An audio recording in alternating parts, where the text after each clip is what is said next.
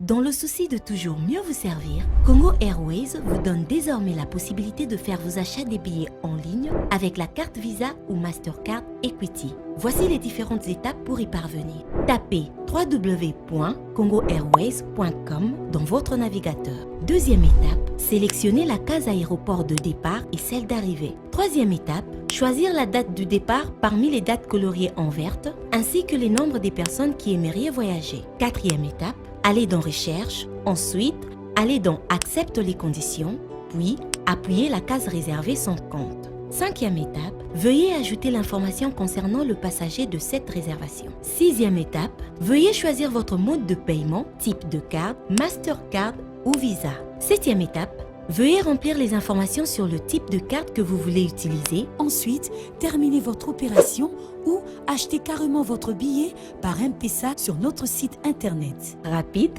et simple. Congo Airways, le plaisir de voyager. Ce magazine vous est offert par Congo Airways, le plaisir de voyager.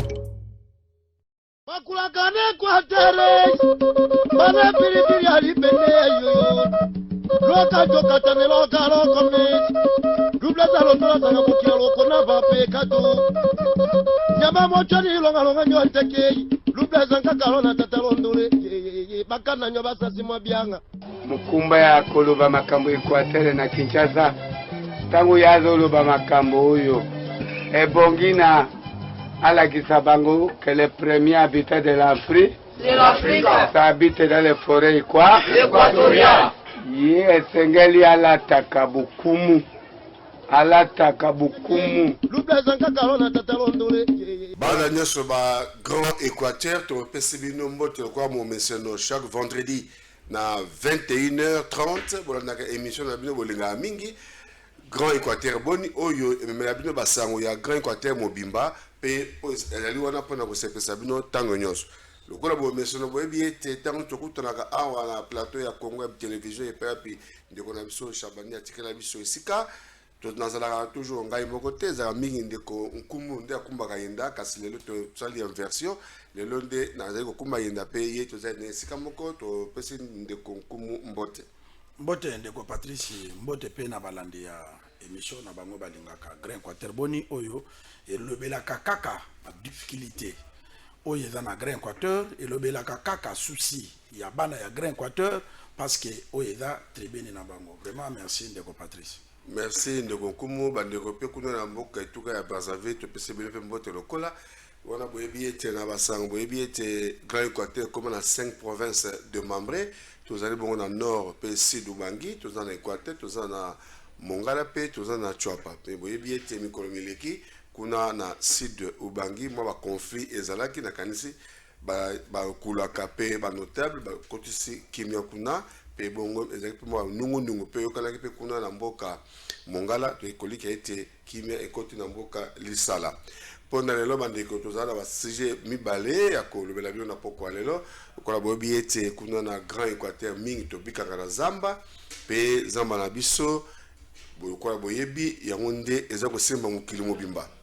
Alors mikolo mileki ba tiraki biso ba ministre kuna na kati ya gouvernement central o baza ba etuka Équateur te baza ba etuka ya mboka mosusu ya province mosusu pe bango ba bongo na ko signer pe ko teka zamba na biso na mibu 110 ans yango na tokoleka boyebi te ndeko nkumu oyo azali bongo notable ya Grand Équateur oyo penda ami Kaba nzoto molimo pe nyonso pona kuluka na bino ba information kuna na Grand Équateur yenda ko pesa mo mutuna pe bakanisi na likambo l'Italie zamba na biso ya Équateur ndeko nkumu balobi ba ministre baleka kuna oyo baza ba etuka Équateur te bien sûr bateka zamba Équateur ezali na ndeko nkumu. Merci ndeko Patrice, merci pe na balandi ya Grand Équateur et puis remerciement oyo euti na bana ya Chwapa en particulier parce que zamba province ya Chwapa eza na 6 districts eza Ikela, Bokungu, Bwende, Jolu, Befale, Monkoto et tous les 6 districts wana abato be ministre ancien ministre atekaka yango 110 ans na ba indien atekaka yango pona nini indien wana akoma nini na district moko ya province ya Chwapa azaka na end ceux qui bavandi ba créer ba cellule presque na ba ministère union sur réflexion par rapport à ba richesse na bango. Il y a environnement ezalaka awa na Forestcom. Alors ceux qui batali kaka zambo ezaboy bateki, zambo ezaboy bateki. Bateka ki zamba wana ndeko Patrice na ba indien o bazana indi bakoma wate. Ba monika balobi monde ko vivre na crédit carbone. Très bientôt mbongo ekouta et pas ba mindele pona ko futa crédit carbone. Alors toteka yango po mbongo wana ekoma na twapate. Donc l'Équateur ezala nango kaka zamba, ale bateka yango pona bango balia mbongo wana. Alors bateki bapesa bato be ba milio bapesa kaye azu yango alie na ye bateki zamba wana 110 ans. Gouverneur ya province aye comment na lobi non. Comment ngana za gouverneur ya province bateki zamba ngana yebite bakei et puis basala ba faux document bake na simana ye ba comprendre que gouverneur a na mission bango bake basangisi ba chef de secteur ba signise bango ba bengi bango ya na atelier or que atelier wana ba signise ba bo fali PV ya présence pour na koteka zamba bandimi nde ba yaki ko homologuer bateki yango.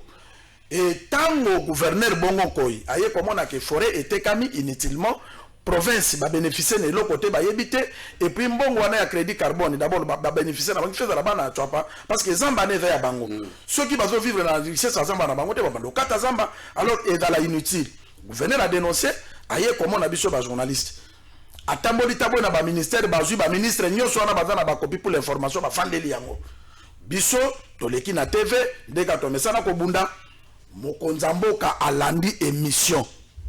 Alobi non lokaboko salamate. Na conseil des ministres ba fandeli yango a instruire ministre de l'environnement Mama F Bazaï bon apese bambo de place azali. Alobi annulé ba contrat wana. Koma zamba ya batu boteka ngo 110 ans même Félix Tshisekedi.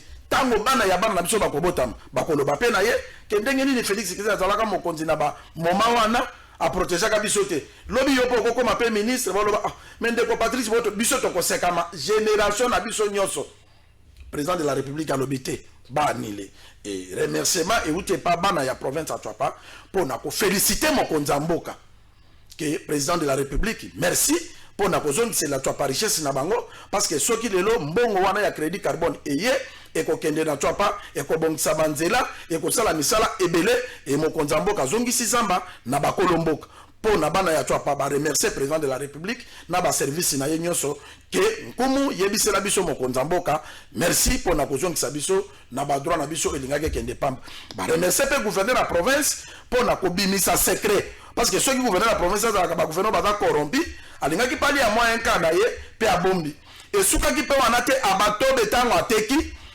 Nyarunga Boupetanga ye, kaka place bateka ki ya teki de sous 25 ans. Donc le président de la République a annulé ndenge za la commissionnaire na Kinshasa wa. Ndako moko aya la kisio. Mama ndako $120 oya pesi mbongo. Aya de sous na moto mususu. Donc zamba na bise koma ki lokola bandaka Kinshasa ne bakotsa ka ba locataire. Et mokonzi mboka atelemaki pona ko annuler ba contrat wana. Et sengo ya bana Twapa ezali kaka ko remercier mokonzi mboka pona ko zongisa bango na ba droit da bango. Merci ndeko Nkumu zamba ya Twapa kuna na tuka Grand Équateur bateka ki yango pe bolanda ki était na conseil des ministres babite ba annuler ba acte ni surtout ba sala ki peut être zamba zonga ba na tuka Équateur mais ba ndeko balobi ke oui ba Twapa ba remercier mokonzi mboka na mikano o bazo na kasi ba gouverneur soki ya lobby pour y a doit que le côté on a lobby. Oui, ça peut être aussi batebele ba lobby na ngabongo. Ba lobby gouverneur a dénoncé pour nalia kimbongo te bon. On moni ndeko Patrice total à côté à mabete.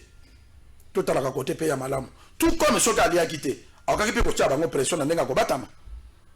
Non bo pesa ngambongo ngande gouverneur na province pe bango pe balinga ki barate ba milieu crédit carbone te pour le long ba annulé. Ba perdre. Mbongo ba pesa ka bato ba naske bazango lisusu. Quoi quelque chose au gouverneur de la Gambon. Après, donc le gouverneur à la Kisi Bolingo, to félicité yé. Total à kaka côté ya mabete. Président na batu musu super babo yambongo. Bazali. Batebele babeta ka lisolo à Bob Marley, mais batanga ba livre à Bob T. Bob azalaka esclave du peuple. A kobeta conseil à Zumbongo a financé le gouvernement. Et tonga ba école, et ça la bilanga, et ça la bombe. Yé mon caso vanda par exemple net na banlieue. Net na bakimbantseke par exemple. Donc il y a des bureaux comme moi que ceux qui montent à ça les locaux ya malamu to encourager. De Patrice quand notre voisin en Afrique de l'Ouest, on commence à kuna mingi ba supermarché et pas na biso evadlik sipo na ba patron. Mais kuna na Afrique de l'Ouest, supermarché comme on a patron à côté takate. Bango bali akabio, c'est-à-dire chaque ministre a sa ferme. Chaque opérateur économique a sa ferme. Ce qui est comme samedi, baké na ferme, ba bendi miliki ya mabela ngombe, ba buki pondu, ba bomi bataba ba meme, ba ye kolia yango semaine wana mobimba. Semaine mususu bakei. Parce que bango ba développer agriculture pas na bango, tout le monde ba na ba ferme mais pas na biso. Ba patron na biso ba na ba ferme te. Tokota kana boka na ba supermarché, or que na ba pays wana ba to bakota kana ba supermarché ça ba bola. Alors tango mutu azana idée ya malamu, o ya présenter déjà na mboka to féliciter ye, total kaka côté ya mabete. Total kaka côté ya mabete. Total kaka côté mabete po mutu pe ya mutu nyonso ya malamu azate kolonga be yesu nkolo. Ah, biso tozaga ba. Ba koko na biso ba repese lo saka lobi libosa mbongo mo Kristo azate, mais ye libosa mbongo bimi mo Kristo. Pour nani to ko féliciter yete. C'est bongo ko ikame pas dénoncer.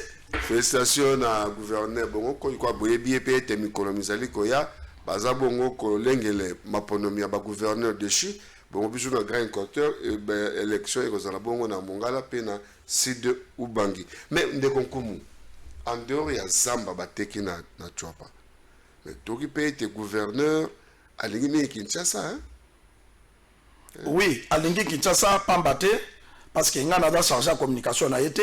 Mais nazali mona ya grand équateur to lobela grand équateur biso grand équateur bonne lobela grand équateur gouverneur bongo autaki kozonga lobby azalaki na Kinshasa azongi voyage moko kitoko ona ocho loba ya développement on moni soki okomi lelo na Chwapa komi forêt il y a rien chez nous là-bas parce que Chwapa komi kosoma mbisi na Mbandaka bakendaka koteka nguba ezo utana Sidu Bangi na Mongala bakendaka koteka gouverneur bongo ayaki awa akutani mardi asolo na bisote biso toyebi yango état ba journaliste pe to kozala te regarder nango to côté la gouverneur te soki échoué na eloko wana parce que eza occasion oyo ko rater te ba financer mbongo na ba organisme pour na bakende basala ba bilanga moni bilanga pa na biso za ndeni asali bilanga awa soki a récolter manioc alongo wana à quelle place muso asali bilanga alongo wana mais mundela régional lobité on les a perdu ya temps au lieu bokata kazamba biso dozo financer bino place au sala kabilanga wana okoyi ko sala tout c'est-à-dire soko sala ki manyoko olongoli manyoko lobi turo na lo na nguba oloni nguba soki si de lobi turo na lo na pondu na lo na mbala soki donc kaka place moko wana ba pesa bino ba financement ba financer bato mususu ba lo na kaka banguba ba bokola bangulu ba sala boy nde akutanaki na ba organisme wana ba kena ba entrepreneur wana pona ko banda projet wana pour soki awa aye awate Chwapa kuna eko se développer na nini omoni ayaki awa azui bato ake na bango mais mabe na bango ya ba tous les 5 gouverneurs na biso Équateur démembrés basala ka makambo na ndenge na bango sako associé presse parce que même temps ozamba na été kama kende ko kotsa ba document est-ce que ba répondre mais président Félix Tshisekedi dans la vie est pas journaliste pour dire que il faut ba associer à pe média na debi na katikati pe na fait pour misala wana emonana c'est ça le problème mais koya Kinshasa koya kobunda parce que pour na Équateur soka croiser mo ba fanda kana Chwapa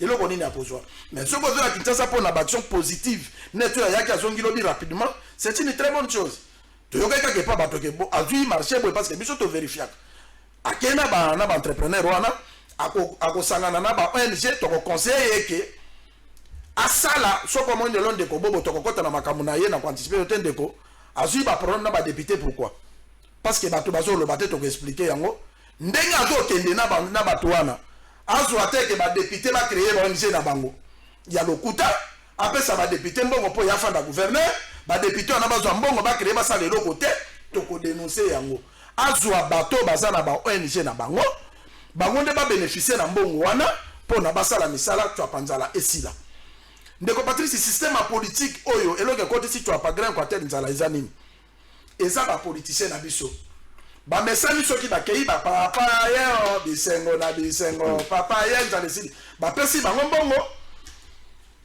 bango baza dessus lelo muso ko sala te ba koma ko zelaka ba député baya ba koma ko zelaka ba ministre baya et memi nzala na mboka mokonzi ya malamu akabelaka bato te mokonzi ya malamu akanalisaka bato na ba travaux différents o bango basalaka tala même de l'autre monde na Kinshasa awa bato bazo tinda bana ya bato baya koloba na TV maza des journalistes te bazo sala ba biloko moko oyo ba débordement grave parce que atangi communication te mutu na mutaza na musala na ye soki asala kabilanga pesa ye ba Congo pesa ye ba pa a moderniser musala na ye soki abomaka mbisi pesa ye ba filet pesa ye ba ndobo somele ba botu a moderniser mbisi ekufa donc mutu na mutu ba policier na biso ba aider biso na musala ya mutu na mutu. C'est ça le problème.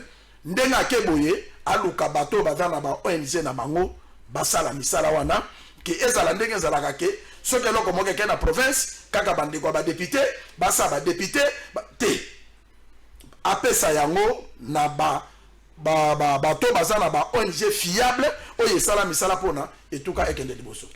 Ndeko Nkumu, merci mingi na réflexion na to kozonga to kolekali aspect moko wana bo to kota na etuka ya mbandaka olobele ko moko ya mutu ya makasi ete gouverneur akanga kaka ba député provinciaux tem oyebi ke ba député provinciaux soki aleki bango basa émotion na peso ndakisa kuna na etuka ya chopo pa bandoko na biso gouverneur wale aki dessus parce que akipaki ba député provinciaux tem.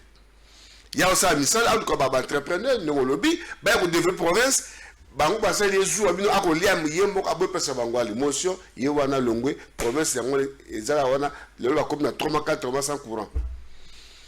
Oui, bien, c'est lié. Donc, ce qui est capable de gouverner et de député, les alikama. Ah, voilà, Kinshasa, il y a des na ba commune qui de peut ba fondation ba député oui et puis chance il y a excellence Antini na pese mbote et puis félicitations à continuer nango pour aponi église apesi marché l'église liloba atala ndenge nzela o liloba zo kombola na ba onja ba député voilà c'est ça.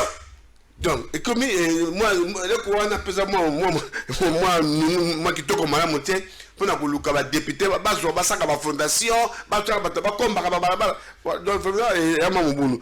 Alors bande ko boyebi ete mikolo mileki le 30 septembre j'ai bon rentrée parlementaire na ba province ya Congo ya biso dans 26 provinces. Alors moi nungu moke ezali kuna etuka ya Équateur na mboka mbandaka et pa wapi rentrée parlementaire pesa ki mamubulu président le balongola ki na bandeko mususu et c'est un groupe belé pe basaki doyen d'âge afongola ki bongo milulu pe bato ndenge balobaki ba bundi ba komi ko bundala kuna ndenge na ndenge pe maso makomaki lisusu na mato ya mokonza mboka na conseil des ministres va instruire ministre ya intérieur était à convoquer batonyos na Kinshasa bazaliawa pe batindaki bongo mission d'enquête ndeko kumu yondo landiaka makambo wana malamu pandisa monene ebisa biso tant yo landi oyoki sango nini na bakendeki mission d'enquête. Oui, avant de commander la mission d'enquête ndeko Patrice problème l'Équateur même Congo mobimba bazana problème pour na assemblée provinciale. Et là, on a kosenga na mokonza mboka même na ministre intérieur. Balongola vraiment ba attribution de pas ba mini ba président ya na assemblée provinciale. Difficulté za na assemblée provinciale ezani ni ndeko Patrice. Ba député provinciaux bango nyoso ba mikomisa ba nzambe. Sa bango eloko eko sala mate. Soki lelo ngai na kende ki na eteni na bwende. Eteni na ke ko lancer lancement ya moustiquaire après sa moustiquaire imprégné pona ngungi mais il y avait batu population ba benganga makasi pona kokota wana il faut la kaka ndeko ya député moi si ya député nani ya député et batu ya bwende bazo benganga balobi nkumu kaka na libongo na bino nde ba député bazo dévier ba moustiquaire moni to pesa exemple dans na chop na mbandaka problème ya conflit eza yango wana namona kabato bole kana TV ko loba mais lelo na expliquer bango Bobo Boloko c'est le meilleur gouverneur ndeko to va les faster oyebi ba gouverneur o ba le kan Équateur o le kana TV o finga ndenge bana na ba loba boy pozongi mbanda ko lali pongi na ndako nayo oza mon Équateur et sala boba sala kayango pour monake boba koko kimisa mon Équateur na Équateur te. C'est le meilleur gouverneur. Papa, ma bota sankisaka batu. Naza fana na été. Pe naza chargé de communication na été. Mais nazo loba. que ceux qui battent à tembeke lelo bameki koloba ke balongola bobo na province président Félix a raté province wana nazo lo bango eza télévision pour na nini problème a bobo eza nini ba gouverneur tango premier marché oyo bobo a réussir coup na province oyo attaque éclairage public ba député ba lobby bobo associé bango te tango bobo a luké entreprise parce que l'Équateur carburant ezalaka na prix te le nom de compatrice avec kolongwa lobby litre ya essence de l'eau na zote ko yanga na 10 000 francs la raison du plus fort ateki na ye comme il veut ndeko patrio ko la mokolobi bonga na za na carburant na ngai ya nakote kango même 20 000 bo ba lobby te province ngo nyoko maboete ake ko luka entreprise moko kobil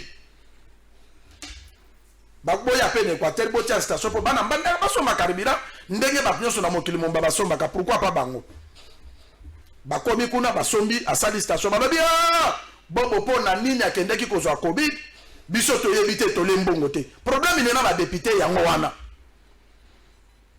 nde balobi no tolongola ye toluka totia mesemboyo nazo pese be ba mobilo ko nazo loba mboyo azanani pourquoi na loba question de l'état ko perdre province wana on a olobi za TV soki alongoli bobo po na nini province ekozonga na opposition mboya za cadre a PPRD omoni mona mo botinde mikolo yo ilangila oleka na ba TV azali mutu ya PPRD mutu ya mboyo pour preuve ba service bayebi mboya sombeli moto asombeli keti ya rouge otambola nango na bandaka afuteli biye aya na Kinshasa awa mboyo wana aza élu député provincial atikala ko siéger te yena buka signalake présence ceux qui afuta maka $100 balongoli $30 bapesi buka $70 bapesi ayaka te ndekonkumu yokande ko mais là non seulement moke est-ce que makambu yo zo boza na preuve nango mais na zo le preuve ezali est-ce que bureau d'asile de soir répondre ni yo yeda mote ke balongoli mboyo parce que azo ya musala tazo CGT ata yo moko na mboka ngo lokola dalaki protéger na buka nda sali autant de bwana preuve munene yango wana preuve musuni no koluka quand soit négocier que na ye mais on négocie pour preuve asalaka awa ministre Amine Fatuna comment mutu asa député provincial yo ko engagé na cellule ya minere eza na azo sala awa na CTPCP awa na boulevard mboya sala kana ba kende ko vérifier mais il est député provincial yango akenda ka kuna de parce que azo musala awa mais là professeur non mais professeur attend que ça à l'université est-ce que professeur a pas na kotaka mi comment il faut que ça deba étudiant à cause na bilo réflexion non ndeko Patrice tozo ede mboka na biso te biloko tozo lobo to ya mboyo awa mboyo c'est un frère toza na problème na yete peut-être la kokama ke na lobi bo pona ni na oloba pona te ke to yeba na ndeko Patrice mais na oloba pona intérêt ya mboka il faut to linga mboka na biso tango yo bimi député provincial sali samboka kende batindi vacances parlementaires ok neti azali eli ya ngende akena ngende atali souffrance abana ngende aye koloba na ngwao mais ya komi sikoyo utu député provincial a kokite alinga ko ma gouverneur tout ça pourquoi pas combattre Félix Tshisekedi yango notaki koloba ke soki de lo balobi ke balongola bobo na province mokonza mboka ko rater province mais bobo za pepe perdre oui bien go non merci bobo za pepe perdre batu ya liboso oyo basignaka chaque réunion sacrée ezalaka ba gouverneur de la province. Et puis quelle province? Ezali Équateur, tous les 5 provinces, tous les gouverneurs, 5 gouverneurs on a des compatriotes. De Konkum Zela. Union sacrée est un parti politique té. Il y a un changement. Mouvement. L'esprit. Merci. C'est-à-dire quoi? Batu bazalaki na prison makala. Oyo ezalaki ezala bourgmestre, ezala chef de quartier. Il faut que vous tapez perdre de asala. Mais tant que vous avez étant des droits, le gouverneur n'y a pas de droit, vous avez dit que vous avez perdu. Vous avez dit que vous avez dit que vous avez dit que vous avez dit que vous avez dit que vous vision. Mon consentement peut pas te baser au loba. On a une cadre réunion sacrée. Est-ce que mon consentement a bien un individu dans réunion sacrée? A bien un gouverneur, a bien un député. Pour na basa la vision na ye pour na baso na Congo. Jusque là mon konzamo kana na tuni ba population te pour na union sacrée et sa vision na ye na ba élu du peuple et sa vision na ba to ba o jele lokola ba sénateur. Na biso population oyo tondimi to accompagner ba to wana ceux qui votaki député no moni que député na commune union sacrée moni que makambo pe ya mokonzi mboka ezali be parce que il faut tout ça la changement parce que mutukutu porter la pepper de yemoko yenda alatisaka Félix Tshisekedi drapeau ya mboka engai na kotika la kuna lisusu nini tikana na ndavision on na Équateur de Konkomo oyebi ete gouverneur a présenté un programme na devant les députés provinciaux na réunion de l'Assemblée provinciale pour adopter un programme au Makamia au Sala. Bon, ce que y est à ça présenté, gouvernement a approuvé en gros. Ce que va essayer ça parce qu'il y a un programme, est-ce que les députés m'attendent en gros? Parce que tant qu'on va approuver le programme au gouverneur, par exemple, pour le boni les sous, ceux qui a bandit. Côté le tilic va combattre. Bon, bon, ça va mettre le sens. Pas bon, c'est sur les dans le programme, ça va voyage, na salle de l'émission en absence na yo. Na lekisi et le maire président de l'Assemblée provinciale de l'Équateur, M. Bouka. Azo félicité gouverneur de la province Bobo Boloko pour la mise à la salle na fief na ye. A lobby a tongi autant de ponts. Et les mes amis. C'est là yango batelo yango batubalanda. A félicité gouverneur Bobo Boloko. Bobo Boloko aza élu, réélu. C'est-à-dire que tout le monde qui vision à Salaki. Bah, comment on a toujours dit ça y est. C'est côté à gouverneur Kuna et l'autre exaté. Yangozo mona lelo, nazo félicité président Félix Tshisekedi Gayebi équatorien bien. Nazo félicité ministre intérieur Gayebi équatorien bien. Parce que souci na bango ezanini. Balongo la bobo même mesembo ya lobaki nini akeko zo mbongo pa mona mwasi moka da commerçant na mbandaka après ça yembongo balongo la bobo comme ça les rétrocession frais de fonctionnement tangi bandako ya et comme ya bango bako bandako kabola bali apo bafuta pe banyongo wana mon frère est-ce que province yoko dans ndengo wana et ministre intérieur ça ce qu'il est na félicité pour l'autre parce que toza neba na barumbo malgré mikolo tozo ba problème na barumbu pour l'insécurité ba uche ko boma 2 personnes lobby lisusu to moni ba boni mona moko bakati mona na kingo ba boke na maya bichaku vraiment na koluka excellence pour na vraiment barumbu et dans la très bien sécurité parce que beaucoup mestre za ko se pomone butu moy to do tambola ne wana butu vraiment ba ba biso effectif ya la police et ko sala mo malamu ndeko Patrice ministre intérieur gouvernement président de la République oyo président Félix Azaka mona nzambe. Pour ceux qui basent à la caca, bah préso ya kala, ndebo basa lo kwa kala, ndé province on est comme toilette publique. Mais batali balobité, ti ba voice bibi, o bato bazo tinda bato, bobi mananzela, bo créer bo, ba kota la pe bo batango ba bimika ka 3 personnes.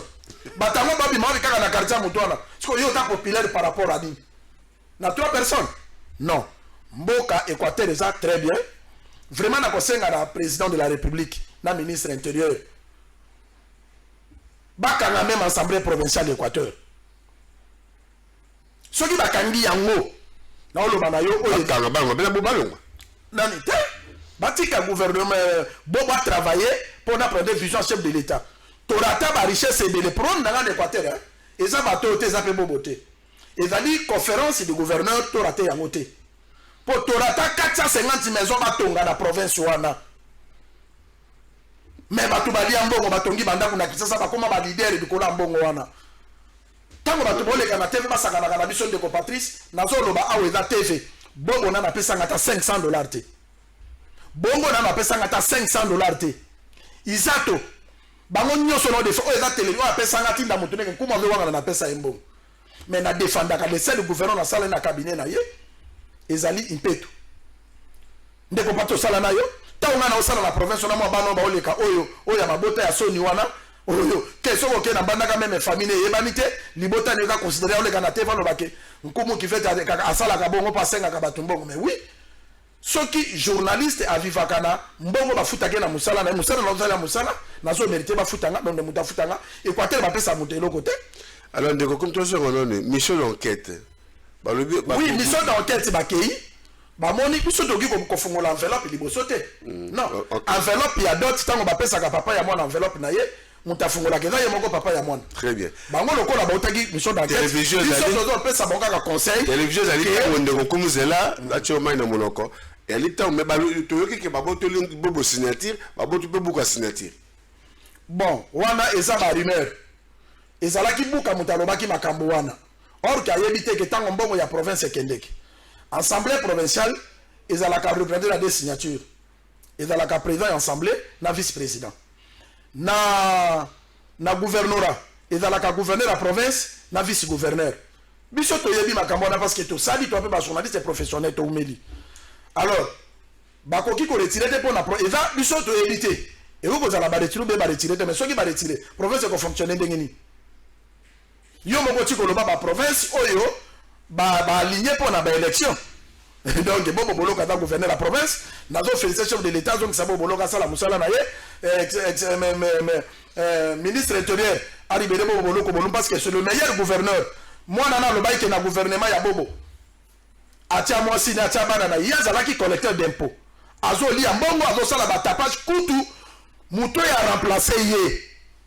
Il fallait to yamba pe lelo parce que benana na bito ko yamba yote ake kokuta déficit ya mbongo oyo mwana mbali wana ali na kotaka kombone parce que ngana kotombola mutu ane wana na télévision te mwana batie wana bo baza mutu ingende mwana oyo a remplacer aza mutu bazankoso pouvoir les IDPS ba pesi loi ke bacha mwana IDPS et puis mutu suspenda mwana zole kana ba TV awa oyo mbo ya sombeli e mutuka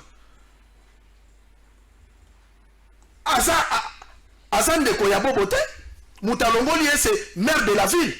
Parce que mon titre net il va marcher et ça va la maire de la ville. Maire de la ville a moni que Moïse et les Kini dans le Molier. Mais ça, gouverneur de la province, mais à remplacer, j'aime la IDPS. Merci, Bandeko Balandi. Bolandi, ndenge kumu susi azalaka na ngone Équateur. Il pena okufaka pour l'Équateur. Bon ndenge aza se pumone pona koluka ba vérité pour être etuka na biso ekende malam. Merci Fobo ba été union sacrée état d'esprit. Et ça parti politique était.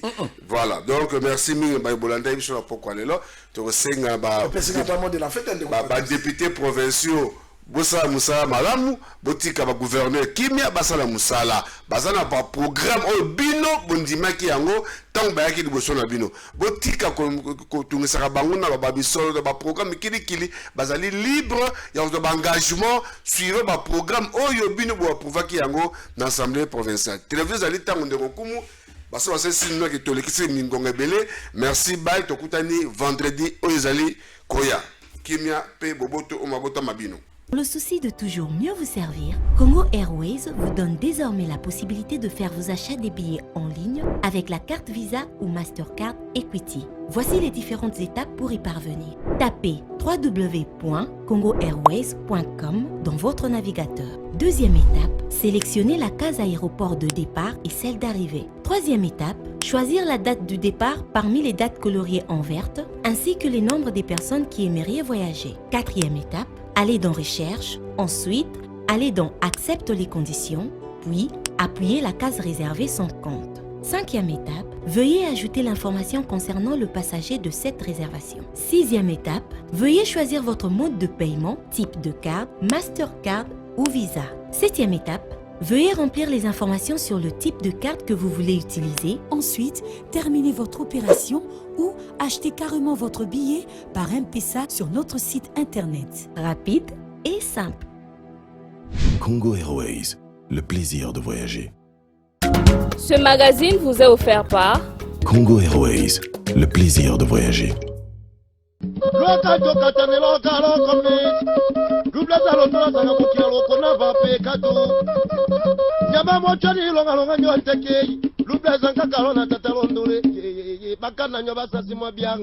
Mukumba ya koloba makambo Equateur na Kinshasa tangu yazoloba makambo oyo ebongina alakisa bango que le premier habitat de l'Afrique ça habite dans les forêts équatoriales. Esengeli alataka bukumu